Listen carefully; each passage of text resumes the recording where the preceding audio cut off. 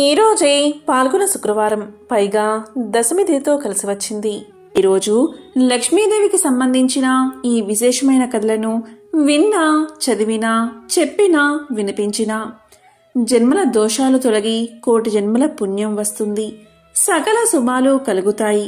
మరి ఆ కథలేంటో ఇప్పుడు ఈ వీడియోలో తెలుసుకుందాం.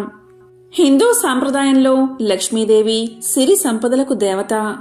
వివిధ భాగ్యాల అధిష్టాన దేవతలుగా ఈ లక్ష్మీదేవిని అష్టలక్ష్ములుగా పూజిస్తూ ఉంటాం. దేవాలయాల్లో మనం అష్టలక్ష్ములను చూస్తూ ఉంటాం. అమ్మవారు మనకు ఆదిలక్ష్మిగా, ధాన్యలక్ష్మిగా, ధనలక్ష్మిగా, ధైర్యలక్ష్మిగా, గజలక్ష్మిగా, అదేవిధంగా సంతానలక్ష్మిగా, విజయలక్ష్మిగా, విద్యాలక్ష్మిగా మనకు సాక్షాత్కరిస్తూ ఉంటుంది. ఈరోజు అమ్మవారికి సంబంధించిన విశేషమైన కథలను ఇప్పుడు విందాం. చాలా కాలం పూర్వం సురదుడు అని ఒక మహారాజు ఉండేవాడు. అతను మహాబలశాలి, అపరిమిత సైన్యం, అఖండమైన పరాక్రమము గల ఆ రాజు పేరు విన్నంతనే ఇతర రాజులు గడగడలాడిపోయేవారు. క్రమక్రమంగా సురదుడికి తన గురించి తనకే గర్వం కలగసాగింది. అహంకారం కన్నా దుర్మార్గమైనది మరొకటి లేదు కదా. అదెక్కడ అంకురిస్తుందో అక్కడ సర్వనాశనం ప్రారంభమవుతుంది. ఎక్కువ పెరిగితే అక్కడ పతనమే జరుగుతుంది. ఎక్కడ విస్తరిల్లుతుందో అక్కడ ప్రాణాల మీదకి వస్తుంది. చివరికి ప్రాణహాని కూడా కలుగుతుంది. అలాంటి రాకూడని గర్వమే ఆ మహారాజుకు వచ్చింది. దైవదత్తాలను, అనుగ్రహాలను అయిన సమస్తాన్ని తన ప్రజ్ఞే అనుకోసాగాడు. పెద్దలు, అమాత్యులు, శ్రేయోభిలాషులు చెప్పిన మాటలను పెడచెవిన పెట్టడం మొదలుపెట్టాడు. దైవాన్ని తిరస్కరించసాగాడు. నా విష్ణుః పృథివీపతిః అని ఏదో సందర్భంలో చెప్పబడిన ఆర్యోక్తిని పురస్కరించుకుని తానే విష్ణువు అనుకున్నాడు. లక్ష్మీదేవి తన ఇల్లాలు అనుకున్నాడు. లక్ష్మీ పూజను సైతం తిరస్కరించాడు. తన పట్ల తిరస్కారం చూపిన వాడిని లక్ష్మి ఏనాడూ క్షమించదు. అటువంటి వాడికి తన ప్రభావాన్ని చూపించే తీరుతుంది. అలాగే సురదునికి కూడా బుద్ధి చెప్పాలి అనుకుంది లక్ష్మీదేవి. జీవానికి మూలమైన ధైర్యలక్ష్మి అతని పట్ల ఎంతో కోపంగా ఉంది. ఆ కారణంగా సురదుని పేరు చెప్పగానే భయపడిపోయే రాజులు అతనిపై యుద్ధాన్ని ప్రకటించారు. ఎవరో ఒకానొక అతి చిన్న సంస్థానాధీశ్వరుడు పరిసరాల రాజులను పోగు చేసి యుద్ధాన్ని నడుపుతున్నాడు. ధైర్యలక్ష్మి వక్రించినను అహంకారం పెరగడం వల్ల సురదుడు ముందు వెనుక ఆలోచించక యుద్ధానికి సిద్ధమయ్యాడు. ఒక్క రోజులో శత్రువులను పారద్రోలాలి అనుకున్నాడు. తన సైన్యం 1,00,000 మంది కాగా శత్రువులు 10,000 మందే ఉన్నారు. అయినా మొదటి రోజు యుద్ధంలో శత్రు సైన్యం స్వల్పంగా నష్టపోయింది. తన సైన్యంలో 10,000 మంది మరణించారు. దానితో సురదుడి అహం దెబ్బతిన్నది. అహంకారం అంటే వేడి ఎక్కిన గాజుపలక లాంటిది. చిన్న చన్నీటి చుక్క పడితే బీటలు అయిపోతుంది. ఇప్పుడు అదే జరిగింది. అహం దెబ్బతినడంతో ధైర్యాన్ని ఆశ్రయించబోయాడు సురదుడు. కాని ధైర్యలక్ష్మి యొక్క కరుణ తప్పింది కదా. అందువల్ల ఆ యుద్ధంలో ధైర్యం కోల్పోసాగాడు. ధైర్యలక్ష్మికి భక్తుడైన ధీమంతుడు అనే చిన్న సంస్థానాధిపతి మిత్ర రాజ్యాల స్వల్పబలంతో సురదునిపై గెలుపు సాధించసాగాడు. సురదుడు భార్యా కుమార్తెలతో సహా అడవులకు పారిపోయాడు. కుటుంబ సహితంగా పారిపోయిన సురదుడు సుమేధుడు అనే ఋషి ఆశ్రమం చేరి అక్కడ తలదాచుకున్నాడు. ఒకనాడు సురదుని భార్య సుమేధుని కాళ్లపై పడి తన భర్త ఎందుకో భయపడుతున్నాడని మంత్రమో తంత్రమో చేసి అతనిని అనుగ్రహించమని ప్రాధేయపడింది. అంత సుమేధ మహర్షి సురదుని పిలిచి వివరాలు అడిగాడు. సురదుడు అంతా చెప్పాడు.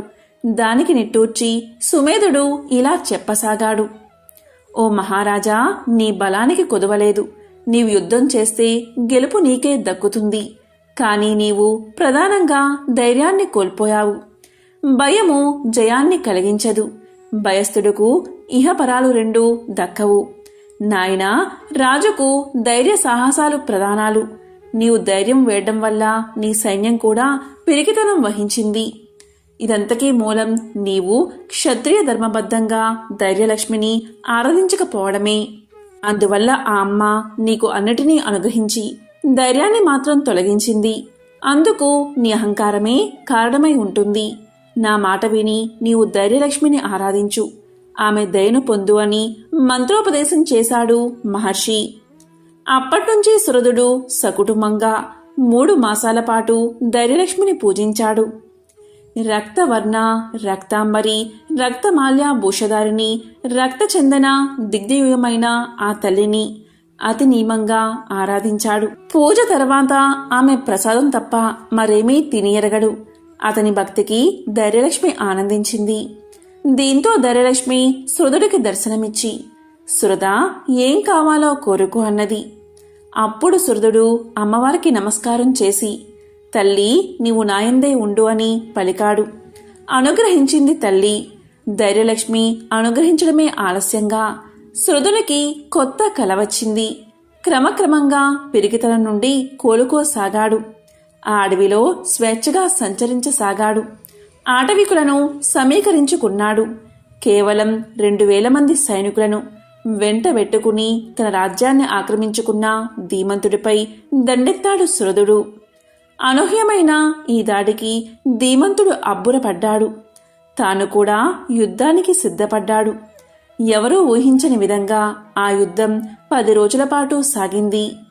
2000 సేనతో లక్షల సైన్యాన్ని ఎదుర్కొని 10 రోజుల పాటు పోరాడుతున్న సురధుని పాటవానికి ధీమంతుడు ఆశ్చర్యపడ్డాడు. 11వ రోజు ప్రాతకాలం ధీమంతుడు యథావిధిగా ధైర్యలక్ష్మిని ఆరాధించాడు. ఈ విచిత్ర యుద్ధంలో తనకే విజయం చేకూర్చవలసిందని అమ్మవారిని ప్రార్థించాడు. అప్పుడా తల్లి అదృశ్యంగా ఇలా పలికింది, నాయనా ధీమంతా, మీరిద్దరూ నా భక్తులే. నన్ను తిరస్కరించి అహంకరించిన కారణంగాని గత యుద్ధంలో సురధుణ్ణి పరాజితుణ్ణి చేసి నిన్ను గెలిపించాను. సురధుడు పశ్చాత్తాపంతో ప్రాధేయపడి నాండతోని నీతో యుద్ధానికి వచ్చాడు. మీలో మీరు కలహించుకోవద్దు. అతని రాజ్యం అతనికి అప్పగించు. నీకు శుభం కలిగిస్తాను అన్నది అమ్మవారు. ఈ విధంగా అమ్మవారు చెప్పగాని ధైర్యలక్ష్మి యొక్క మాటలు వినగాని ధీమంతుడు ఆమెకు ప్రణమిల్లాడు.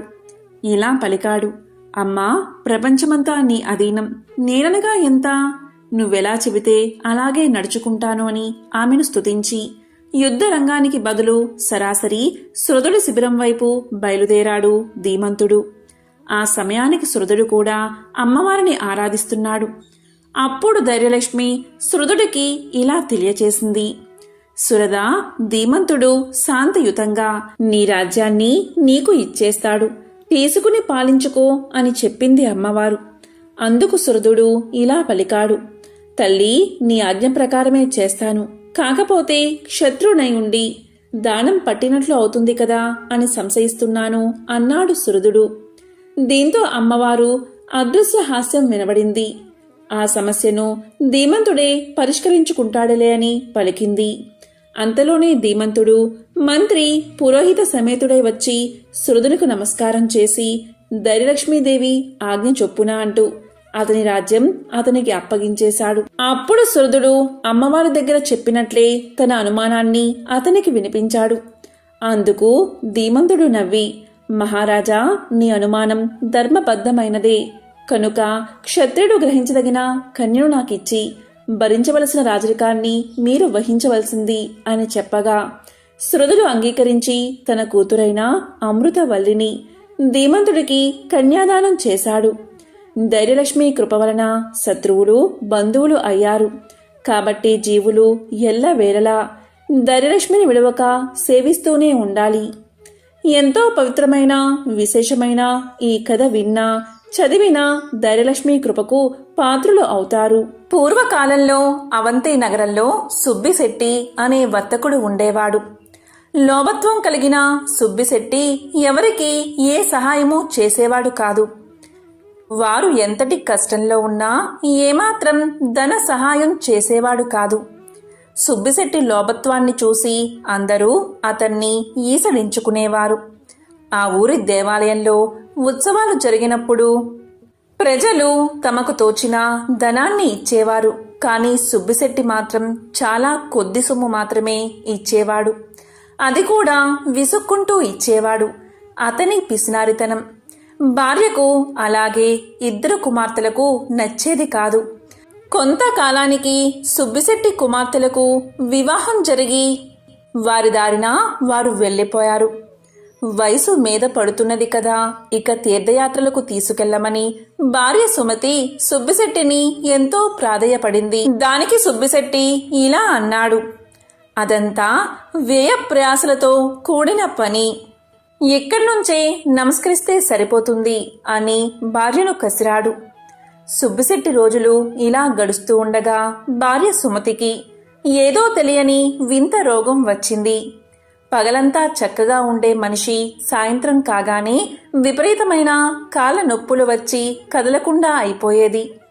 బాధతో విలవిల్లలాడేది. భార్య ఎంత బాధపడుతున్నా సుబ్బిశెట్టి మాత్రం ఆమెను ఏ వైద్యుడి వద్దకు తీసుకు వెళ్ళలేదు. మందులకు చాలా ఖర్చవుతుందని ఆమెను కసురుకునేవాడు. రోజు రోజుకు సుమతి బాధ ఎక్కువ కాసాగింది.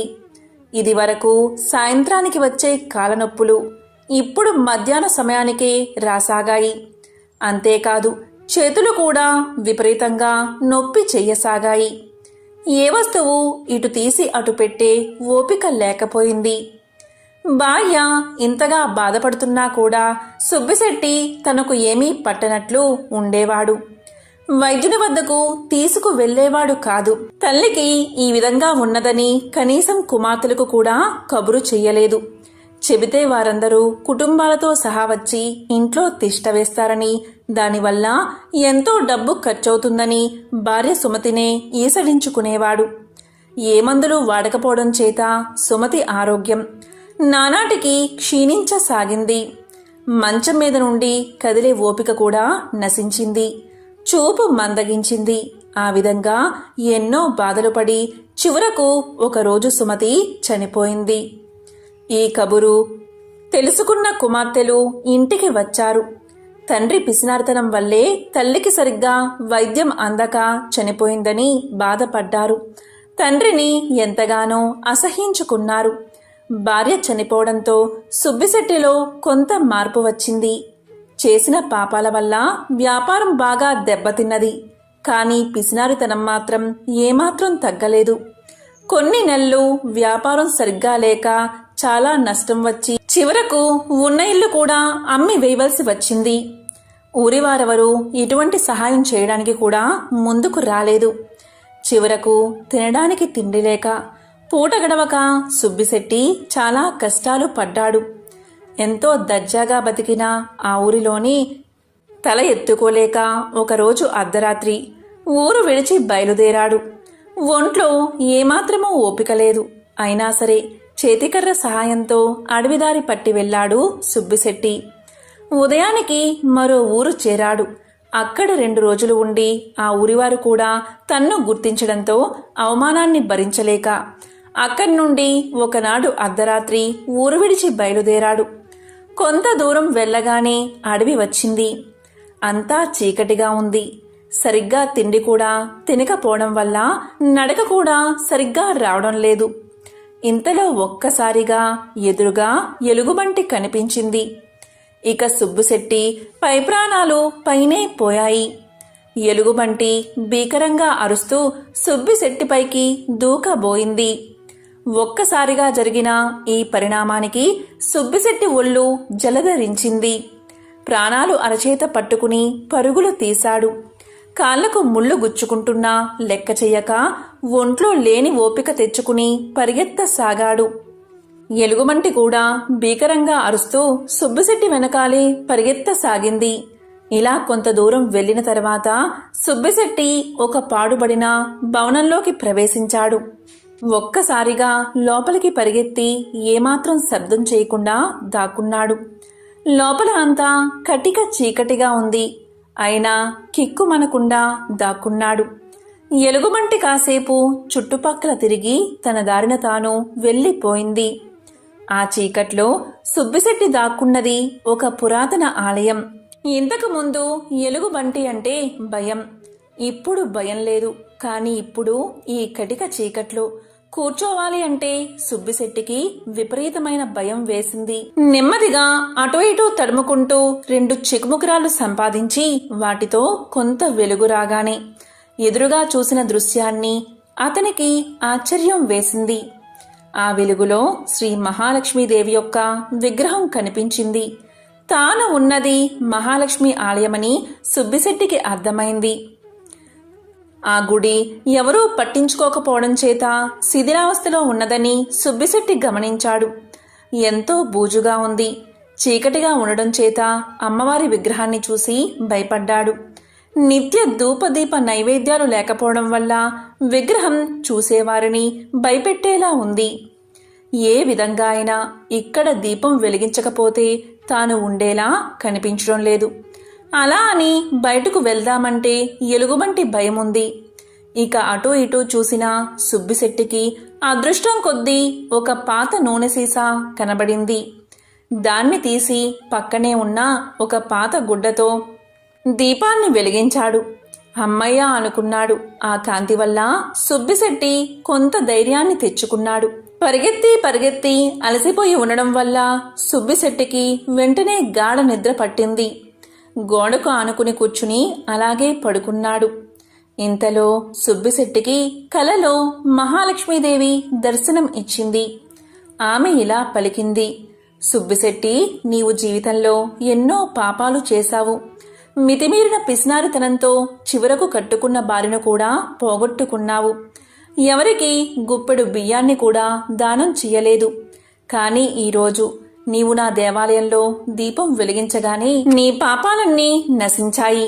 ఎన్నో సంవత్సరాలుగా ఈ దేవాలయాన్ని ఎవరూ పట్టించుకోవడం లేదు. ఇన్నాళ్ల తర్వాత నీవు ఇక్కడ దీపాన్ని వెలిగించడంతో నేను నిన్ను అనుగ్రహించాను. ఈ ఒక్క పుణ్యకార్యం వల్ల నీ పాపాలన్నీ తీరిపోయాయి. ఇవిగో ఈ బంగారు నాణాలు తీసుకో. వీటితో ఇక ముందు సంతోషంగా ధర్మ ప్రపత్తులతో జీవిస్తూ కాలం గడుపు అంది అమ్మవారు. తెల్లవారగానే సుబ్బిశెట్టికి మెలకువ వచ్చింది. ఒక్కసారిగా ఆ రాత్రి తనకు వచ్చిన కలను గుర్తు చేసుకున్నాడు. కలలో అమ్మ దర్శనం లభించినందుకు ఎంతో ఆనందించాడు. తాను చేసిన తప్పులకు ఎంతో పశ్చాత్తాపపడ్డాడు. తన భార్యను చేతులారా పోగొట్టుకున్నందుకు ఎంతో బాధపడ్డాడు. ఇలా బాధపడుతూ ఉండగా ఎదురుగా ఒక పల్లెల్లో బంగారు నాణాలు కనబడ్డాయి. నాకు వచ్చిన కల నిజమే అన్నమాట. ఆహా, నా భాగ్యం, ఏమని చెప్పాలి అని అనుకుని శ్రీ మహాలక్ష్మి తనను అనుగ్రహించిందని గ్రహించి నాణాలను కళ్ళకు అద్దుకుని వాటిని తీసుకుని మరనాడే తన ఊరికి బయలుదేరాడు. ఊరికి వెళ్లి కొంత సొమ్ముతో మళ్లీ వ్యాపారం మొదలుపెట్టి కొద్ది కాలంలోనే ఎన్నో లాభాలు గడించాడు. తనను అనుగ్రహించిన ఆ శ్రీ మహాలక్ష్మి ఆలయాన్ని ఎంతో అద్భుతంగా పునర్నిర్మించాడు. శ్రీ మహాలక్ష్మికి ఎన్నో దివ్యమైన ఆభరణాలు చేయించాడు. నిత్య పూజలకు, ధూపదీప నైవేద్యాలకు కొంత సొమ్ము కేటాయించి ఆచార్యులను వినియోగించాడు. ఇక బతికినంతకాలం తోటివారికి సహాయపడుతూ దాన ధర్మాలు చేస్తూ జీవించి చివరకు ముక్తిని పొందాడు. కాబట్టి ఎంతో పవిత్రమైన, విశేషమైన ఈ కథను ఈరోజు విన్నా, చదివినా, చెప్పినా, వినిపించినా సకల శుభాలు కలుగుతాయి. జన్మల దోషాలు తొలగి కోటి జన్మల పుణ్యం వస్తుంది. మహావిష్ణువు యొక్క సతీమణి లక్ష్మీదేవి. విష్ణువు ఏ జన్మలో ఏ అవతారం ఎత్తినా ఆ అవతారంలో మరో వేషంలో మారువేరుతో ఆయన వెన్నంటే ఉంటూ వచ్చిన లక్ష్మీదేవి గురించి తెలుసుకోవాలంటే ముందుగా క్షీరసాగర మదనం గురించి, ఆమె విష్ణుమూర్తి చెంతకు ఎలా చేరింది అనే విషయం తెలుసుకోవాలి. ఒకసారి దేవేంద్రుడి రాజ్యమైన అమరావతికి వచ్చిన దూర్వాస మహర్షి అక్కడ ఇంద్రుడికి ఒక విలువైన హారాన్ని బహుమతిగా అందిస్తాడు. అయితే ఆ హారాన్ని తీసుకున్న ఇంద్రుడు దానిపై అంత ఆసక్తి లేనట్టుగా తన వద్ద ఉన్న ఐరావతానికి ఆ హారాన్ని ఇస్తాడు. ఇంద్రుడు ఇచ్చిన ఆ హారాన్ని నేల మీద తొక్కేస్తుంది ఆ ఐరావతం. అది తనకు ఎంతో అవమానంగా భావించిన దూర్వాసుడు ఇంద్రుడిపై కోపంతో ఇలా శపిస్తాడు, ఇంద్ర, ఏ రాజభోగాలైతే చూసి నువ్వు మిడిసిపడుతున్నావో అవి లేకుండా పోవుగాక అని శపిస్తాడు. శపించి అక్కడి నుంచి వెళ్ళిపోతాడు. దూర్వాస మహర్షి శాపం మూలంగా ఇంద్రలోకంలో ఉన్న ఇంద్రుడి రాజ్యం అమరావతిలో క్రమక్రమంగా కష్టాలు మొదలవుతాయి.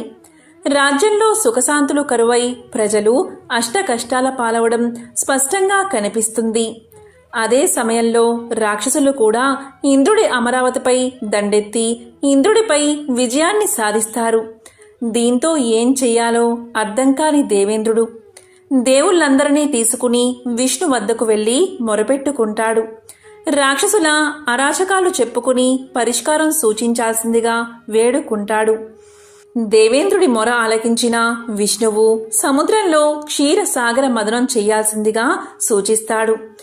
దేవుళ్ళు రాక్షసులు చెరోవైపు చేరి చేసే క్షీరసాగర మదనంలోంచి వచ్చే అమృతం ఎవరు సేవిస్తే వారిని విజయం వరిస్తుందని చెప్పి పంపిస్తాడు. విష్ణువు సూచన మేరకు దేవుళ్ళు రాక్షసుల మధ్య జరిగిన క్షీరసాగర మదనం కూడా మరో యుద్ధ సన్నివేశాన్ని తలపించేటట్లు ఉంటుందని పురాణాలు చెబుతున్నాయి.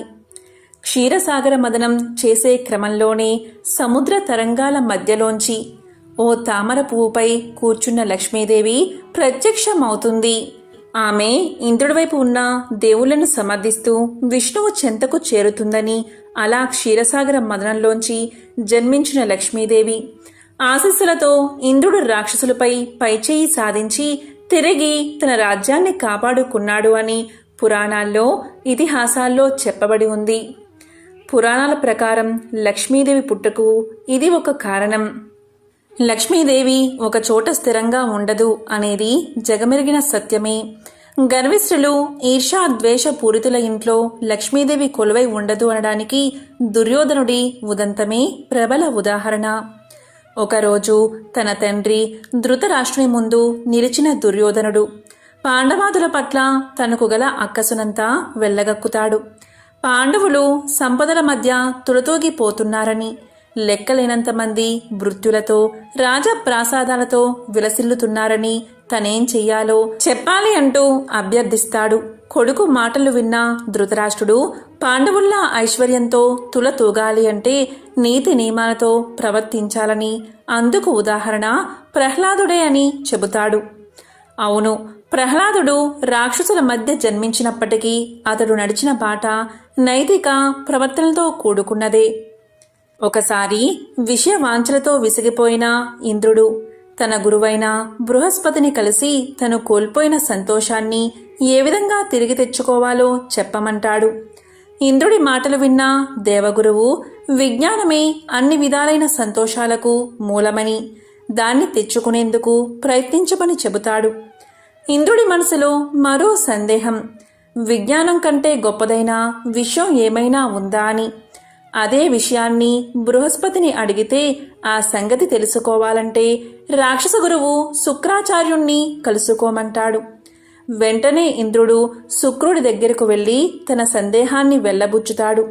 అందుకు తగిన సమాధానం చెప్పమంటాడు. దానికి తగిన సమాధానం చెప్పగలవాడు ప్రహ్లాదుడే అని శుక్రుడు చెబుతాడు. ప్రహ్లాదుడి దగ్గరికెళ్లిన ఇంద్రుడు సంతోషానికైనా అసలు మూలకారణం ఏమిటని ప్రశ్నించగానే తనిప్పుడు పరిపాలనలో నిమగ్నమై ఉండడం వల్ల సమాధానం చెప్పే తీరిక లేదన్న ప్రహ్లాదుడు తన్ను క్షమించమంటాడు. అయినా పట్టువదలని ఇంద్రుడు ఏదో ఒకరోజు వీలు చిక్కినప్పుడు ఆ రహస్యాన్ని వివరించమని, అప్పటి వరకు తాను అక్కడే ఉంటానంటూ ప్రహ్లాదునికి సేవలు చేస్తూ గడుపుతాడు. అలా కొన్నాళ్లు గడిచిన తర్వాత ఇంద్రుడి శ్రద్ధను మెచ్చిన ప్రహ్లాదుడు ఇలా చెప్తాడు. రాజుగా నా స్థాయిని తలుచుకుని నేను ఏనాడూ గర్వపడలేదు. సాధు జనుల సేవకుడిగా ఉంటూ గురువులు పెద్దల పట్ల గౌరవభావాన్ని కలిగి ఉంటాను. విపరీతమైన కోరికలతో గతి తప్పను. సంతోషానికి ఇదే ఖచ్చితమైన మార్గమని ప్రహ్లాదుడు సమాధానం చెప్తాడు. ఇంద్రుడు ఎంతో సంతోషిస్తాడు. ఇంద్రుడి భక్తికి మెచ్చిన ప్రహ్లాదుడు ఏదైనా వరాన్ని కోరుకోమంటాడు. వెంటనే కపటి ఇంద్రుడు తనకు నైతిక ప్రవర్తనను అనుగ్రహించమని అభ్యర్థిస్తాడు. ప్రహ్లాదుడు సరే అని ఒప్పుకోగానే అతని నుంచి ఓ జ్వాల బయటకు వస్తుంది.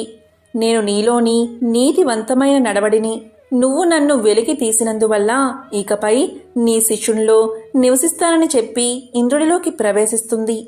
తరువాత ప్రహ్లాదుడిలోంచి బయలుదేరిన మరో జ్వాల తాను అతడిలోని ధర్మశీలతనని నైతిక సౌశల్యం లేకుండా ఉండజాలనని ఇంద్రుడి శరీరంలోకి ప్రవేశిస్తుంది. తరువాత బయటపడిన సత్యం తాను నిజాన్ని అని ధర్మబద్ధతో ఉంటానని చెప్పి వెళ్ళిపోతుంది. తరువాత వెలువడిన మరో జ్వాల తాను అధికారాన్ని అని తాను నిజం ఉంటే ఉంటానని ఇంద్రుడిలో ఐక్యమవుతుంది. చివరగా ధవల కాంతులతో మెరిసిపోతున్న ఓ దేవత బయటకు వచ్చి తాను లక్ష్మి అని సంపదల దేవతను అని దీర్ఘకాలం నీవెంటే ఉన్నానని ప్రస్తుతం తనను వదిలిపెట్టడానికి ప్రహ్లాదుడు సిద్ధపడినందున తప్పనిసరి పరిస్థితుల్లో వెళ్ళిపోవాల్సి వస్తుందని చెప్పి బయటపడుతుంది. ఈ విధంగా ధర్మ ప్రవర్తన, నిజం, అధికారం, నైతిక బద్ధ ప్రవర్తన ఉన్న చోట లక్ష్మీదేవి కొలువై ఉంటుందని అర్థమవుతుంది. పూర్వకాలంలో కోసల దేశంలో దేవదత్తుడు అని బ్రాహ్మణుడు ఉండేవాడు. అతనికి సంతానం లేదు. అందువల్ల యజ్ఞం చేశాడు. ఆ యజ్ఞంలో ఉద్గాతగా గోబిలుడు అని బ్రాహ్మణుణ్ణి నియమించాడు. ఏ కారణం వల్ల ఆ గోబిలుడికి ఆ సమయంలో యగశ్వాస దిగశ్వాస కావడం చేత మంత్ర పఠనంలో చిన్న స్వరభంగమైనది. అందుకు దేవదత్తుడు కోపగించి ఇలా పలికాడు: ఓరి గోబిలా, సంతానార్థమై సవనం చేస్తూ ఉండగా స్వరభంగం ఎందుకు చేశావు అని కసిరాడు. అందుకు అలిగిన గోబిలుడు, ఇంత కోపిష్టివాడికి యజ్ఞం ఎందుకు? స్వరభంగమైతే ప్రాయశ్చిత్తం చేసుకోవచ్చు. అంతేకాని యజ్ఞ దీక్షలో ఉండి ఉద్గాతపై కోపగించడం పాపహేతువు. నీకీ జన్మలో కొడుకు పుట్టినా పుట్టుగాక, వాడు విద్యారహితుడై మూర్ఖుడు అవుగాక అని శపించాడు. దీంతో దేవదత్తుడు ఎంతో భయపడిపోయాడు. గోబిలుడు అతన్ని శపించాడు కాని శాపాన్ని తిప్పే శక్తి తనకు లేదు అన్నాడు. యజ్ఞం ముగిసింది. యజ్ఞఫలంగా దేవదత్తుడుకు కొడుకు పుట్టాడు. అతనికి ఉతద్యుడు అనే పేరు పెట్టారు. కాని శాపం కారణంగా అతను వట్టి మూర్ఖుడు, మూగవాడు అయ్యాడు. మాట్లాడలేడు, చదువు అబ్బలేదు, ఏదీ అర్థం చేసుకోలేడు. విద్య లేని వారిని ఎవరూ గౌరవించరు కదా. అందున బ్రాహ్మణులందు అసలే గౌరవించరు. దేవదత్తుడు ఎంతగా ప్రయత్నించినా కొడుకును తీర్చిదిద్దుకోలేకపోవడం వల్ల విసుగు పుట్టి ఒక్కగానొక్క కొడుకును ఇంటి నుంచి తరిమేశాడు దేవదత్తుడు. అమాయకుడైన ఉతద్యుడు గంగా తీరం చేరి అక్కడ అడవిలో ఒక గుడిసె వేసుకుని ఏకాకిగా బతుకుతున్నాడు. చదువు రానందువల్ల, పుట్టకముందే శాపం పట్టినందువల్ల, అయినవాడు తరిమేయడం వల్ల ఎంతగానో ఏడుస్తూ ఉండేవాడు. ఒకరోజు ఒకానొక ఋషి ఆ గుడిసె దగ్గర నుండి పోతూ లోపల నుండి వస్తున్న ఉతద్యుని రోదన ధ్వనికి ఆశ్చర్యపడి లోపలికి వెళ్లి అతన్ని పలకరించాడు. అడిగిన ఋషికి తన కష్టాన్ని తెలుపుకున్నాడు ఉతద్యుడు. ఆ మాత్రానికే 2 గడియల కాలం పట్టింది. అతని స్థితికి ఋషి హృదయం కరిగినది. అప్పుడు అతనికి ధైర్యం చెప్పి ఋషి ఇలా పలికాడు: నాయనా, విద్యాలక్ష్మిని పూజించు అని పలికాడు. తనకేమీ తెలియవు అన్నాడు ఉతద్యుడు. అది నిజమే కదా. అందుకే ఆ ఋషి విద్యాలక్ష్మిని తానే ప్రార్థించాడు. అమ్మా, ఈ అమాయకుణ్ణి అనుగ్రహించమ్మా అని వేడుకున్నాడు. ఉతద్యుడు ఊ అని ఏడుస్తున్నాడు. దానితో ఋషి ఇలా పలికాడు: ఓయి, ఊ అని ఎందుకు ఏడుస్తావు? ఏ అని ఏడు అని కసిరి వెళ్ళిపోయాడు. వెంటనే ఉతద్యుడు ఊ అండం మానేసి ఏ అని ఏడవసాగాడు. ఆ అమ్మవారి లీల అనంతం. ఎవరిని ఎలా అనుగ్రహిస్తుందో ఎవరికి తెలుసు? పరాశక్తి యొక్క ఏకాక్షర బీజమే ఏకారం. అది ఉతద్యుని ఏడుపులో అంతర్బిందువైనది. ఉతద్యుడు ఋషి ప్రోక్తమట్లు మనసులో విద్యాలక్ష్మిని తలుచుకుంటూ ఏడుస్తూనే ఉన్నాడు. కాలం ఆగదు కదా, దొర్లిపోతుంది.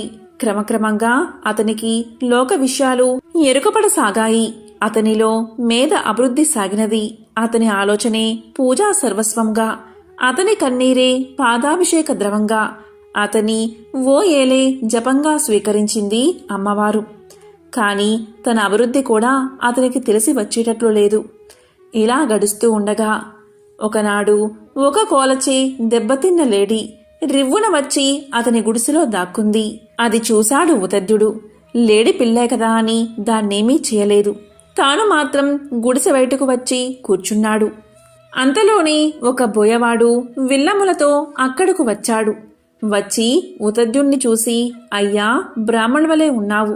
అసత్యం ఆడకూడదు సుమా. నీవు చెప్పింది సత్యమని నేను నమ్ముతాను.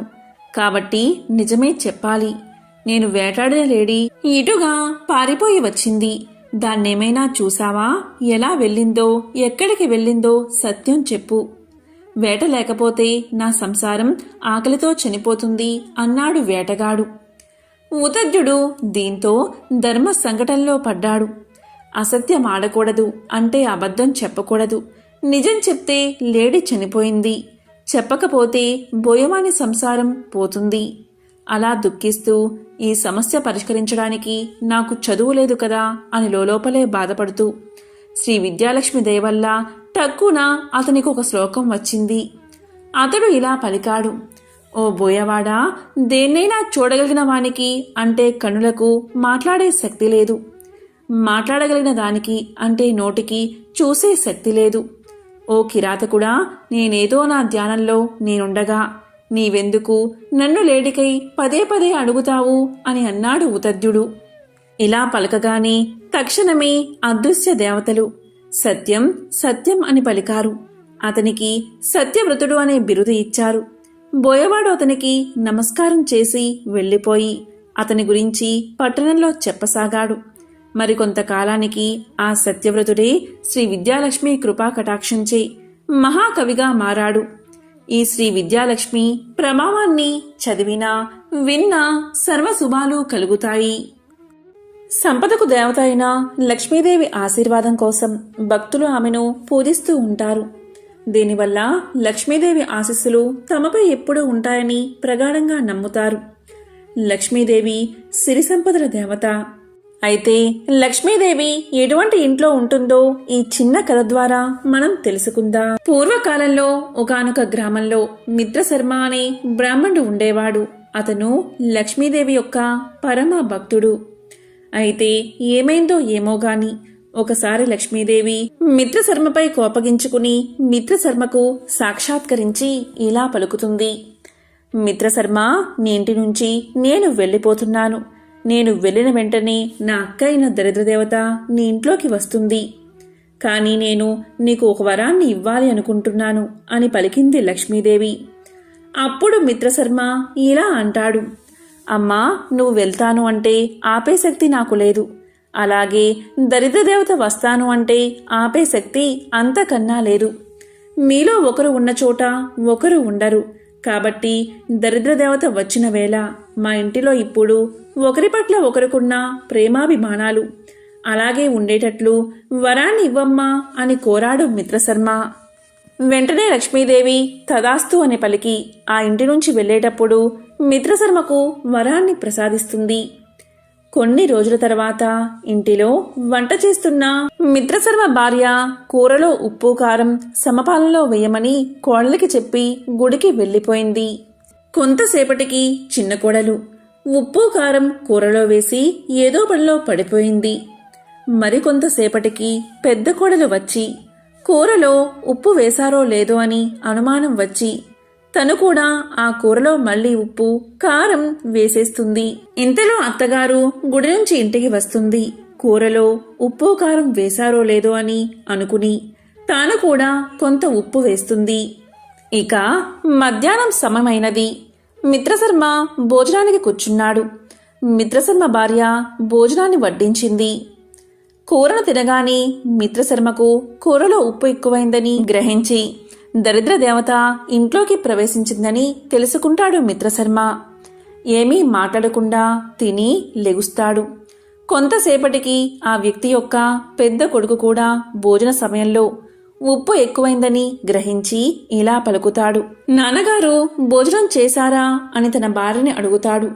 తిన్నారండి అని ఆమె సమాధానం చెప్తుంది. నాన్న ఏమీ మాట్లాడకుండా తిని వెళ్ళిపోయారంటే నేనెందుకు మాట్లాడాలి, ఏమీ మాట్లాడకుండా వెళ్ళిపోతాను అని అతను కూడా తిని అక్కడి నుంచి వెళ్ళిపోతాడు.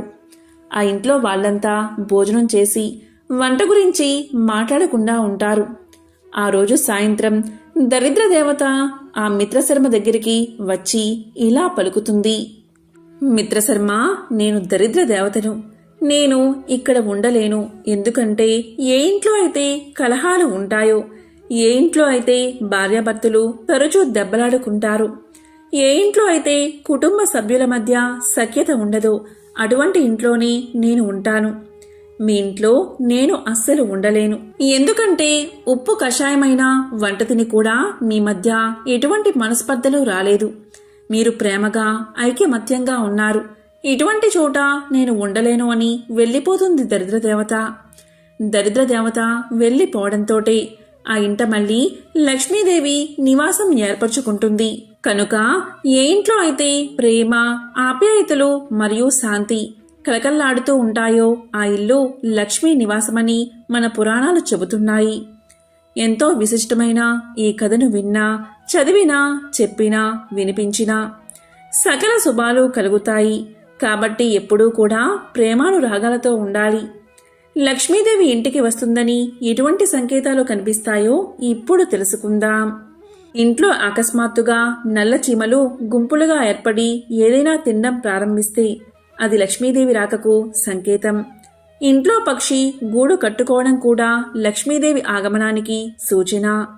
ఇంట్లో ఒకచోట 3 బల్లులు కనిపించడం కూడా లక్ష్మీదేవి రాకకు సంకేతం. నిద్రిస్తున్నప్పుడు కలలో చీపురు, గుడ్లగూప, ఏనుగు, ముంగీస, శంఖం, బల్లి, పాము, గులాబీ మొదలైనవి కనిపిస్తే అది కూడా ఐశ్వర్యాన్ని పొందే సంకేతంగాని పరిగణించబడుతుంది.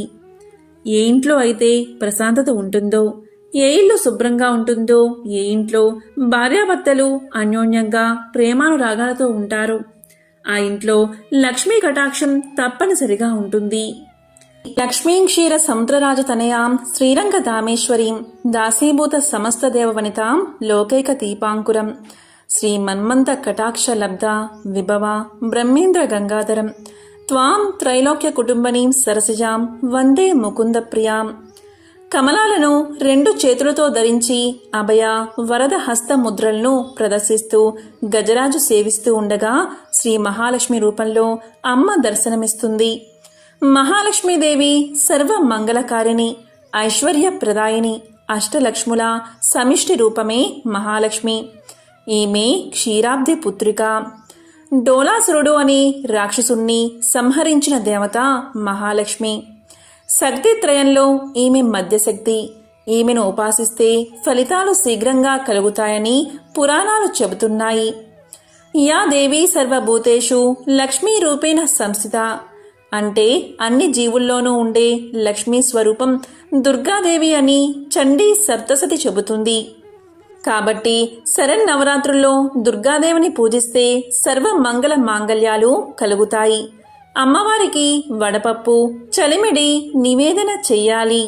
నవరాత్రుల్లో ఈరోజు మహాలక్ష్మి అష్టకం పఠిస్తే చాలా మంచిది.